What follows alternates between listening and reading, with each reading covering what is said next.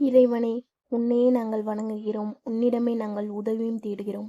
உன் உதவியை எதிர்பார்த்து உன்னிடம் கையேந்தும் எல்லா மக்களுக்கும் அவர்கள் கேட்கக்கூடிய உதவியை செய்வாயாக ரஹ்மானே. மாணபியின் வாழ்க்கை வரலாறு பார்த்துட்டு இருக்கோம்.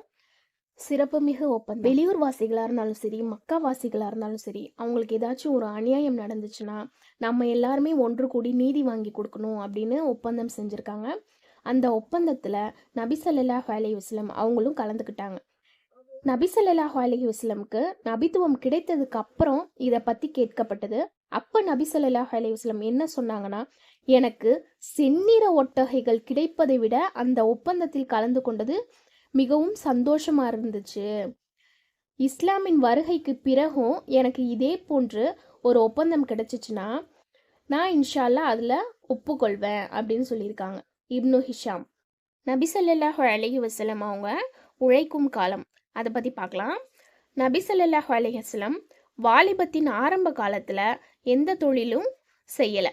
இருந்தாலும் சாது கிளையாரினுடைய ஆட்டு மந்தையை மேய்த்ததாக பல அறிவிப்புகள் வருது.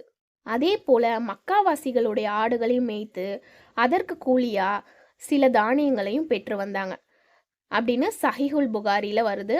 வாலிபம் அடைந்தவுடன் ஆடு மேய்ப்பதை விட்டுட்டு சாயிப் இப்னு அபு சாயிப் அல் மக்ஜூமி என்பவருடன் இணைந்து வணிகம் செய்ய தொடங்கினாங்க. அவருக்கு நம்பிக்கைக்குரிய மிக சிறந்த தொழில் நண்பராக நபி ஸல்லல்லாஹு அலைஹி வஸல்லம் இருந்தாங்க. மக்கா வெற்றி கொள்ளப்பட்ட நாளன்று நபி ஸல்லல்லாஹு அலைஹி வஸல்லம் அவர்களிடம் வந்து, என் சகோதரரே, என் தொழில் நண்பரே என கூறி அவரை நபி ஸல்லல்லாஹு அலைஹி வஸல்லம் வரவேற்றாங்க. சுனன் அபுதாவூத், இப்னு மாஜா, முஸ்னத் அஹமத். நம்ம நபி ஸல்லல்லாஹு அலைஹி வஸல்லம் அவங்களுடைய 25வது வயதில் கதிஜா ரலியல்லாஹு அன்ஹு அவங்க என்ட்ரு ஆகுறாங்க. கதிஜா ரலியல்லாஹு அன்ஹுவை எப்படி திருமணம் பண்ணுறாங்கன்னு இன்ஷா அல்லாஹ் நாளைக்கு பார்க்கலாம்.